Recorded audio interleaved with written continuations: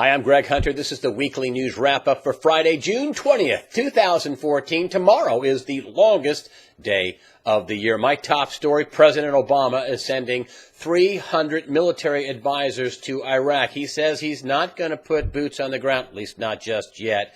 He says there really can be no military solution in Iraq. But his actions speak a lot louder than his words. He's sending 300 military advisors to Iraq. For what reason? To negotiate or to conduct war? I think it's to conduct war. And listen, this is the ultimate lose-lose situation.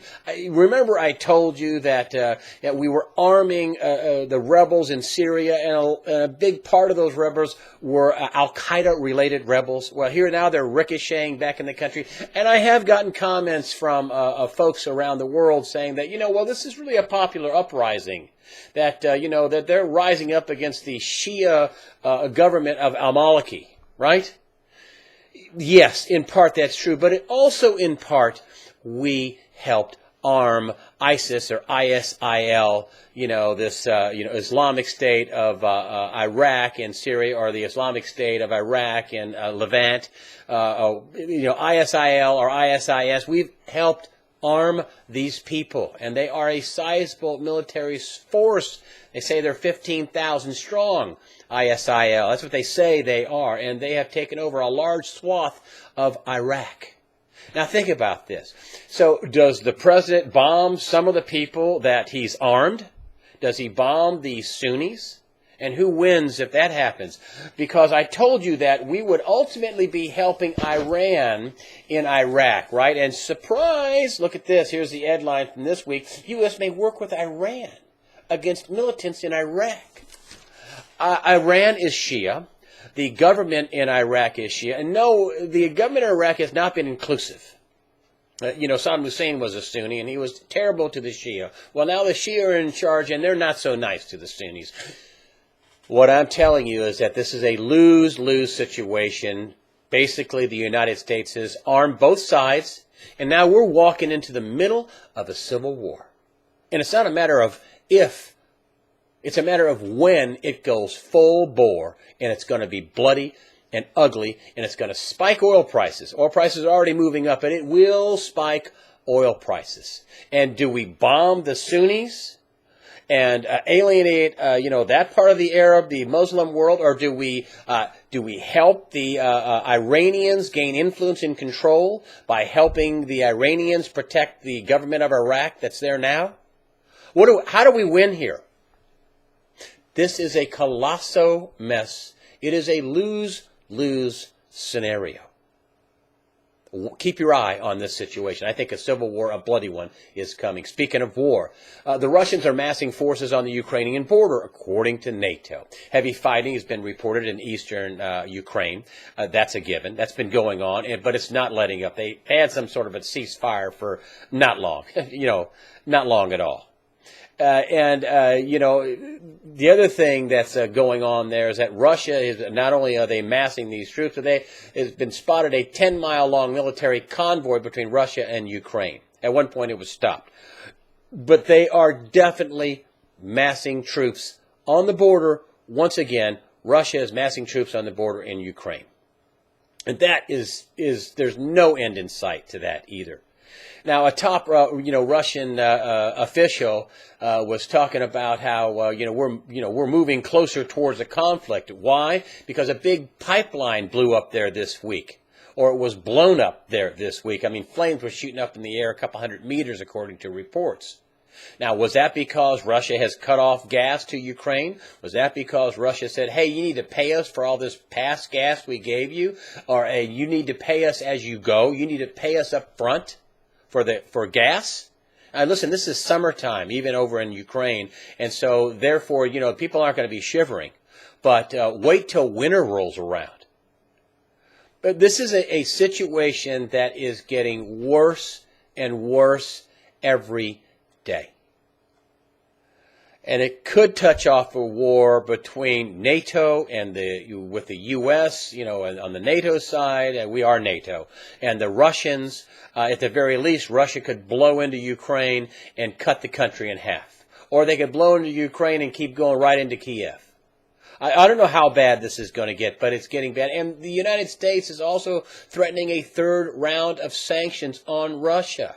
There's possibilities that, this could, cascade into a huge problem in Europe, in the EU. I've been telling you they don't want these sanctions. They're doing a lot of business in Europe and in Russia and vice versa in Russia and Europe. And they don't want these sanctions. But this could backfire into Europe. Russia's also afraid of the U.S. saying, oh, we owe you money. You bought these treasury bonds. Well, we're canceling them. This is the financial war that's going on in the backdrop of all that. And speaking of financial war, a top Russian economic advisor to Putin is pushing to crash the dollar system. He says he's doing it as a way to, stop the U.S.'s involvement in the Ukraine civil war. And because Russia has too much influence, has had too much influence in Ukraine with Kiev. And, there's a lot of reports that say the U.S., foisted this coup and kicked out a pro-Russian leader out of Kiev, and he wasn't a nice guy. He's not a nice guy, but still, this is a huge problem. Russia sees it as a huge affront to their security. The economic war is growing. Russia's calling for a lot less use of the dollar, or trying to expedite that as a way to rein in, Washington, or a way to curtail the U.S.'s ability. That's what they say to have war. So, not a good situation economically, not a good situation because war, all the signs are more war, not more peace. And meanwhile, it was announced this week that UK and China have announced they're going to be trading in their own currencies. It's yuan and pound sterling. Please note, they're not using the dollar. And this is the trend, clear trend that's going on around the globe. Oh, I know you're not hearing about it in the mainstream media. But the trend to not use the dollar in global trade is increasing, and it's increasing around the world, going around the world. You're not hearing about this. But my question is, when is this going to reach critical mass? When is there going to be enough non-dollar trade to crash the value of the dollar? I say the day Saudi Arabia gets mad and comes out and says, we're going to accept payment in rupee and in euro and in pound sterling and yuan. The day they come out and say that, you better have your tank filled up. The dollar is going to crash. But when does it reach critical mass? And it's not a matter of if, it is a matter of when. The dollar loses value. We have 16 plus trillion liquid dollar and dollar assets held outside the country. When does it reach critical mass? The IRS claims it lost 2 years of emails from a key figure in the IRS targeting scandal. Lois Lerner's emails are gone, along with other top people in this scandal where they targeted conservative groups. I mean, this is, they say the emails are gone, vanished, gone. You can't get them back. Listen, even the mainstream media is seeing this for what it is. A juvenile, idiotic excuse for not producing these emails. And the government requires the IRS and every other government agency to back everything up. They're saying that a hard drive crashed, and a hard drive crashed on some of these other computers, and the emails are gone. Hey, they're required to be backed up. I can't believe that these emails that Lois Lerner had for 2 years aren't on a server somewhere. I find that unbelievably crazy that this is the excuse they come up with. Oh, well, somebody's personal computer crashed, and, well, we lost all the emails. Come on. The other thing that you want to keep in mind is that this is a major First Amendment violation. I think this is crime. I mean, this is the basis of our country, the First Amendment. Using the IRS to thwart your political competition. Listen, I don't want to see Democrats thwarted by the IRS. I surely don't want to see conservative groups thwarted by the IRS from getting together to oppose the party in power. This, to me, is clearly what this is. They use the IRS to thwart their political adversaries. Of course, they say that's not true. But come on. The Wall Street Journal wrote a piece and said, hey, this is worse than Watergate. Now you think about this. President Nixon lost what, less than 20 minutes of audio tape?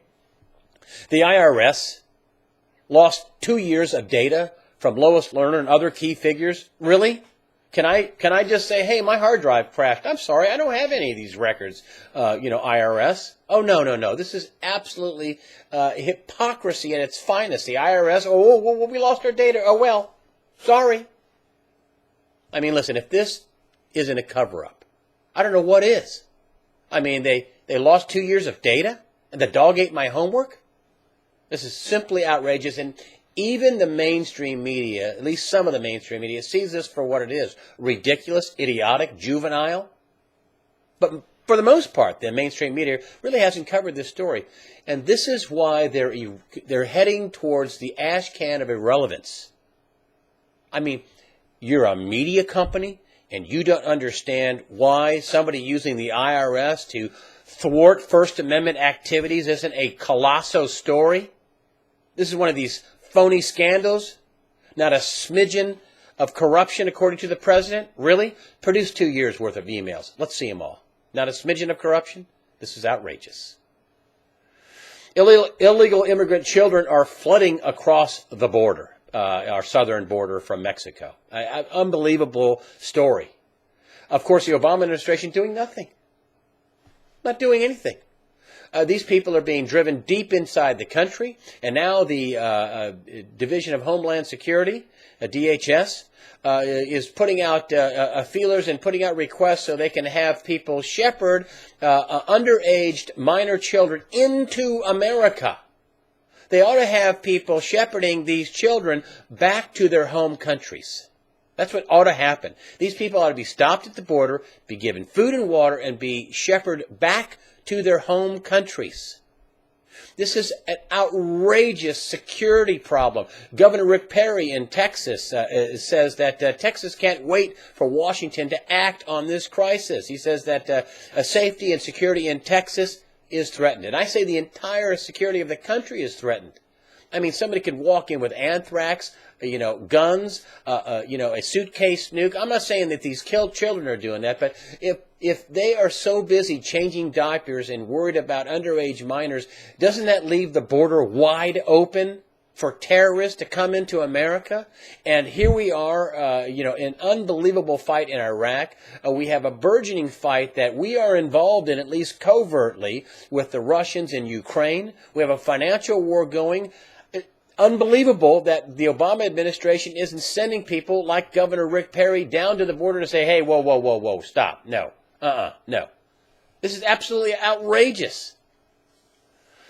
Finally, the Fed, here we go. The Fed sees growth slowing. This article is, 1 minute it says it sees growth slowing, and the next minute it says that, we're going to be highly accommodative. That's what Janet Yellen said. We have slowing growth. Janet Yellen has said repeatedly that she's going to be the monetary policy is going to be highly accommodative. Forget the inflation that's coming. The USDA says we're on track for about 22% food inflation. Forget about bubbles, being blown in the stock market and the bond market. Nope, not a problem. She's going to continue to be, quote, highly accommodative. She said this repeatedly this week when she spoke. And my friend Gregory Manarino, I called him and said, "Hey, Greg, what's your read on this?" He says, "Hey, I think that she basically is signaling to the market that she is going to do everything that is necessary to continue to hyperinflate this market. Going to continue no matter what inflation she sees, no matter what bubble she sees, she's going to continue." Meanwhile, in one single day, gold was up more than $40. It sold off a little bit, but gold was up more than $40. And I think that says a lot. And finally, I got to tell you, I'm a subscriber to USA Today. I buy the paper pretty regularly. And, with all the stuff going on in the world, I mean, Russian troops massing on the border in Ukraine, a burgeoning, what's going to be a coming bloody civil war in Iraq, the financial problems, bubbles blown, the economy tanking, housing tanking, people, record numbers of people that are no longer counted in the workforce. 35-year lows about people counted in the workforce. Some 90 million people aren't working, more than 90 million people. And yesterday, Thursday, here's the top story on USA Today. This is the above-the-fold headline. You wonder why the mainstream media is going to be irrelevant in the future, a dinosaur. They're talking about the name Redskins, which most people don't give a flip about. That they're ruled out of bounds. That it's the Redskins is demeaning, and it may be. But this is the top story. This is USA Today's top story. This is what 50 senators or so voted on. That was a terrible thing. They're spending time on the Redskins name because some people might be offended. We have to have the most idiotic and dumbest leaders ever in the history of leadership. Thank you so much for supporting USA Watchdog with your comments and your donation. That's the way I see it. I'm Greg Hunter. Go out and try to have a nice weekend.